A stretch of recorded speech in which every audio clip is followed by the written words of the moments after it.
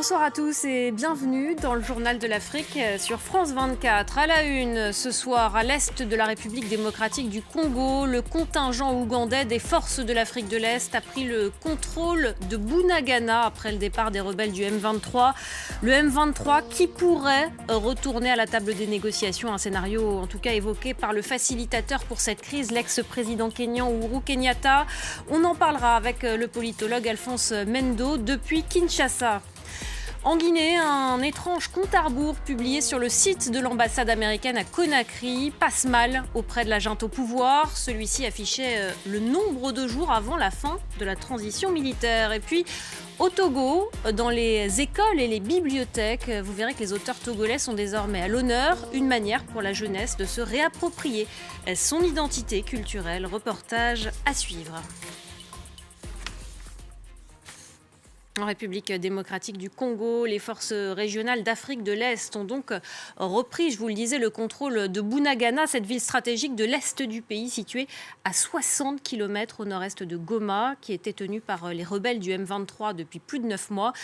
C'est le contingent ougandais qui s'y est déployé. À Kinshasa, on retrouve Aurélie Bazara-Kibangula, notre correspondante. Cela faisait plus de 9 mois que Bunagana était sous le contrôle du M23. Les troupes ougandaises y sont désormais déployées. L'annonce a été faite hier soir par le porte-parole du contingent ougandais de la force régionale est-africaine. Alors la force régionale va maintenant essayer d'obtenir le retrait du M23 d'autres zones du territoire de Rutshuru. Des troupes burundaises et kenyanes sont-elles déployées dans le territoire de Massissi. S'il s'agit d'un pas positif dans les processus de paix dans l'est du pays, ici à Kinshasa, le mandat des troupes de la force régionale et particulièrement l'arrivée des troupes ougandaises a provoqué un vif débat.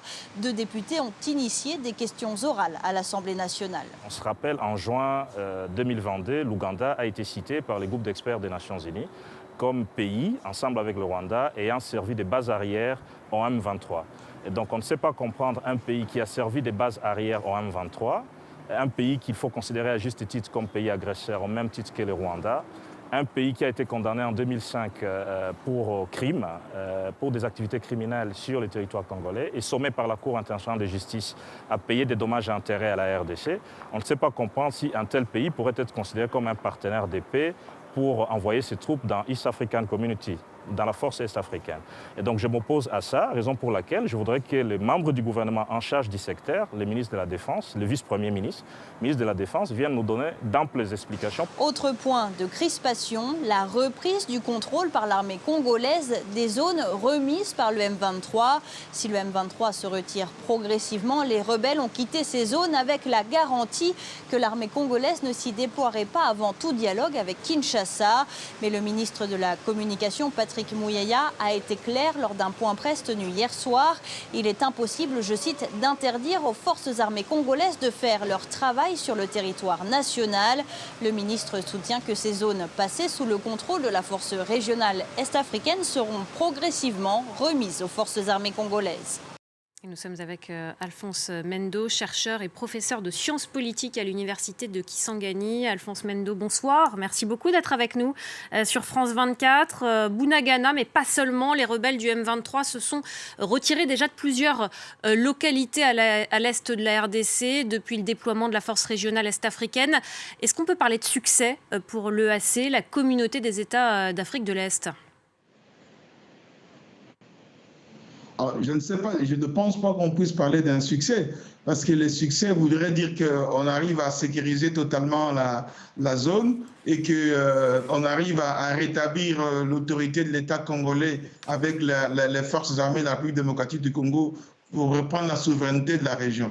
Je pense que c'est une grosse erreur de penser que les forces de la EAC sont une solution. Au contraire, à mon avis, c'est plutôt un problème que l'on a là-bas. Ça ajoute à la complexité des forces que nous avons là-bas. Je rappelle que nous avons, outre la MONUSCO, qui est déjà constituée de plusieurs nationalités, au moins une dizaine, vous avez là à peu près, vous avez plusieurs dizaines, en tout cas plus de 120 groupes armés qui opèrent dans la région, les FRDC, vous ajoutez l'armée burundaise et tout ça. Donc ça n'augmente qu'à la complexité du problème.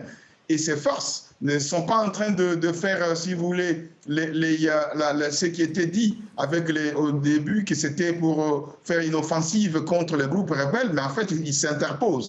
Ça devient une espèce de zone tampon, ce qui tend à accréditer l'hypothèse selon laquelle ils sont là plutôt pour faire une espèce de gel de la situation, pour imposer les dialogues avec Kinshasa. Et justement, cette force est-africaine, elle est composée de contingents venus de plusieurs pays, d'Ouganda, du Kenya, du Soudan du Sud et du Burundi. Comment elle est perçue par la population locale, elle qui se présente comme une force neutre, mais on l'a vu juste avant avec notre correspondante, la présence des forces ougandaises, elle est loin de faire l'unanimité aujourd'hui. Mais on ne peut pas parler de forces neutres. Dans une situation de conflit comme celle qu'on a là-bas, on ne peut pas parler de forces neutres. Si on avait besoin de forces neutres, on n'avait qu'à garder la MONUSCO qui est là. Donc on rajoute une force qui ne fait rien et qui vient juste s'interposer, ça ne résout pas. Et donc c'est pour ça qu'il y a un ressentiment. Il y a eu déjà un moment, il y a quelques semaines, il y a eu déjà un certain ressentiment des populations pour demander le départ des forces de l'EAC. Et il y en a certains qui sont même ici à Kisangani. On ne comprend pas pourquoi le Kenya peut déployer ses forces à Kisangani, qui se trouve à plus d'un millier de kilomètres de la ligne de front, se trouvent les M23. Donc il y a une espèce de désenchantement. Personne ne comprend. Et les gens, je pense que ça va connaître le même sort que la MONUSCO. Il y aura de plus en plus de mécontentement et voire des appels à chasser les forces de la EAC.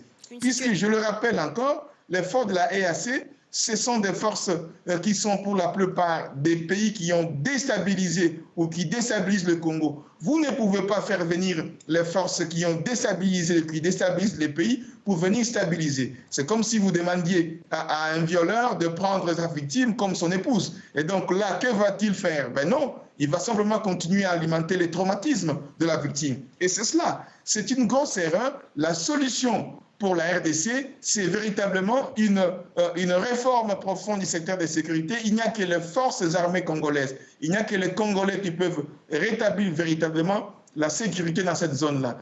Tant qu'on n'aura pas compris ça, c'est toujours une erreur forte, stratégique, mais de diagnostic. Et quand les dirigeants se trompent de diagnostic, on vit ce qu'on vit là, on se trompe de thérapie, on apporte les mauvaises solutions. Vous l'évoquez, la situation elle est de plus en plus complexe sur le terrain. Et il y a cette question qui se pose, que pourront faire concrètement les soldats congolais dans ces zones rétrocédées par le M23? Est-ce qu'ils pourront vraiment reprendre le contrôle sur le terrain alors qu'il y a ces autres forces sur place? Je ne vois pas comment ces forces congolaises vont reprendre ces zones-là, puisque le M23 a rendu ces zones en posant comme condition et en exigeant une garantie que les FARDC ne vont pas y retourner. Or, les FARDC sont toujours en position de faiblesse militairement parlant. Donc, ça veut dire que le M23, qui est sur le plan militaire plus puissant aujourd'hui que les FARDC, si les FARDC s'y déployaient, va revenir. Et donc, si on veut véritablement résoudre ça, il faut que les FARDC montent en puissance et qu'elles puissent être en capacité de pouvoir déloger. Et n'oublions pas que les M23 avaient pris Bunagana avec l'appui de l'Ouganda et du Rwanda. Vous ne pouvez pas attendre des forces qui ont favorisé la prise de Bunagana de pouvoir vous favoriser pour reprendre cette zone-là. Et je pense que c'est une utopie de la part des autorités congolaises de penser cela.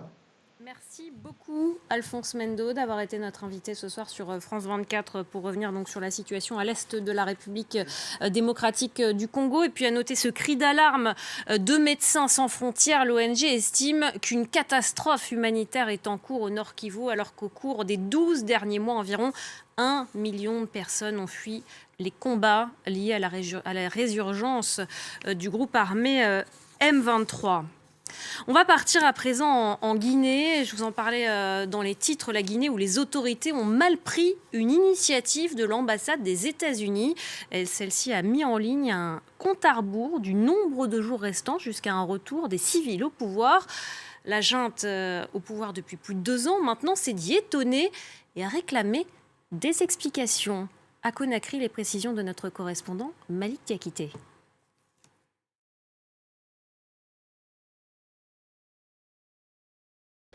Cette sortie de l'ambassade américaine à Conakry a mis dans tous ses états le gouvernement guinéen. Pour Maurice Sandan Kouyaté, ministre des Affaires étrangères, je cite, « Ce compte à rebours donne l'image d'un surveillant de classe veillant sur des élèves en examen, ce qui est évidemment inacceptable pour un pays jaloux de sa souveraineté et de son indépendance comme la République de Guinée. » Une déclaration diffusée samedi soir à la télévision nationale.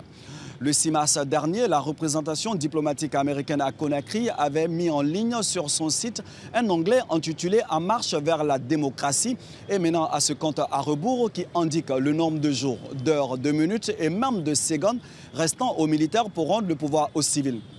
Le compte qui a depuis été supprimé affiche ce lundi matin un décompte de 637 jours, soit une fin de la transition prévue pour le 31 janvier 2025. Sous la pression de la communauté internationale de la CEDEAO, les militaires guinéens se sont engagés à céder le pouvoir au bout de 2 ans. Pour rappel, les États-Unis avaient déjà condamné le coup d'État du 21 septembre 2021 et avaient même soutenu la décision de la CEDEAO d'imposer des sanctions économiques à la Guinée. Et enfin, au Togo, moins d'auteurs français et plus d'auteurs togolais étudiés à l'école.